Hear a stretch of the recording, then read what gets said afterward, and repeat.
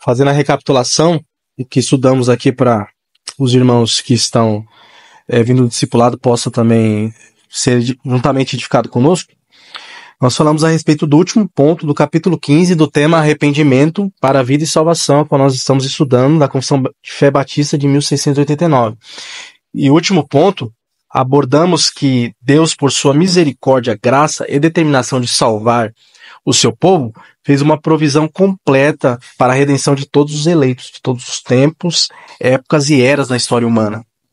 Pois além da mensagem do Evangelho já ter sido anunciada desde o princípio, ali em Gênesis 3,15, sobre o descendente que viria, pisaria a cabeça da serpente, após a queda de nossos primeiros pais, e também ao decorrer de toda a história humana, Deus não foi pego de surpresa, né?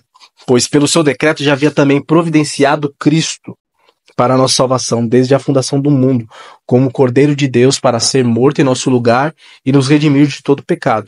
Então Deus em Cristo nos providenciou o perdão eterno dos nossos pecados pela expiação do poderoso sangue de Cristo Jesus. O pecado é a transgressão da lei de Deus e mesmo menor que seja deles, é suficiente para levar pessoas, pecadores, à condenação eterna. Porém, nem mesmo o maior dos pecados cometidos pode condenar aqueles que se arrependem em Cristo, aqueles que se refugiam em Cristo. Como diz Romanos 8:1, portanto agora nenhuma condenação há para aqueles que estão em Cristo Jesus. Romanos 5:20 diz, onde o pecado abundou, superabundou a graça. Então não há pecado tão grande que não tenha sido expiado na cruz de Cristo, ou que condene aqueles que foram redimidos e lavados pelo sangue do Cordeiro de Deus. Podemos então, sabendo disso, nos achegar com confiança ao trono da graça de Deus para receber perdão dos pecados. Pois todo aquele que vai a Cristo, de maneira nenhuma será lançado fora, que Jesus diz em João 6:37. Então a compreensão da condenação eterna pela consequência do pecado também torna a mensagem do Santo Evangelho urgente e necessária a todo instante à igreja, para a purificação e santificação do povo de Deus, para que continuamente se arrependam dos seus pecados e sejam moldados segundo o caráter de Cristo, como também para o mundo ímpio que necessitam da salvação. E uma marca de uma igreja bíblica é a fiel exposição da pregação do Evangelho em todos os seus cultos, pois é pela pregação do Evangelho que temos os nossos pecados confrontados, e somos levados constantemente ao arrependimento e à fé em Cristo Jesus. Uma igreja que não tem a pregação do Evangelho priva os seus ouvintes do arrependimento para a vida e salvação, que é o nosso tema de hoje. Nega o único meio dos pecadores serem salvos da condenação eterna. Veta a mensagem da cruz, que é o poder de Deus para a salvação de todo aquele que crê. Então a igreja, ela é o baluarte da verdade, pois ela carrega a mensagem do Santíssimo Evangelho. Como disse Martinho Lutero, que o verdadeiro tesouro da igreja é o Santíssimo Evangelho da glória e da graça de Deus. A gravidade do pecado deve nos trazer a urgência para o evangelismo também. Pois familiares, amigos nossos, vizinhos, pessoas que muitas das vezes nós amamos, que não são salvos em Cristo, estão debaixo do juízo de Deus e irão para o tormento eterno caso não se arrependam. E é desumano nós, como igreja, assistimos de braços cruzados com telespectadores multidões de pessoas indo para o inferno, caminhando para a condenação eterna, para o lago de fogo. E muitas das vezes as pessoas são próximas de nós, e estão vivendo suas vidas longe de Cristo.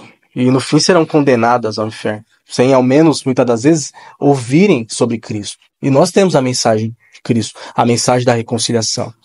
Pois sobre a igreja nos foi confiada a mensagem da cruz, o evangelho da salvação. Então devemos, de maneira responsável, com temor e tremor de Deus, ter amor pelas almas, pregando o evangelho, para que, segundo a vontade de Deus, então haja arrependimento, haja perdão de pecados e haja salvação. 2 Coríntios 5, versículo 19 a 20, o apóstolo Paulo diz que todo salvo recebe um ministério da reconciliação, que é Deus, por meio de nós, ele está dizendo ao mundo, arrependam-se e creiam. E nós não devemos negligenciar esse ministério. Não é um ministério eclesiástico, pontuais, mas é um ministério dado a todo salvo, a todo crente. E até comentamos sobre isso, que o evangelismo, muitas das vezes, nós ficamos um pouco retidos porque pensamos que não sabemos como falar, né? Mas um teólogo, pastor, Charles Spurgeon, né, que viveu ali no século XIX, ele traz a maneira do evangelismo de uma maneira muito simples de entender. Né? Ele diz que o evangelismo não é nada mais, nada menos do que um mendigo falando para outros mendigos onde tem pão. Né? E qual que é o pão da vida? É Cristo. Né? Então devemos somente falar isso. Né? Até como lemos aqui o versículo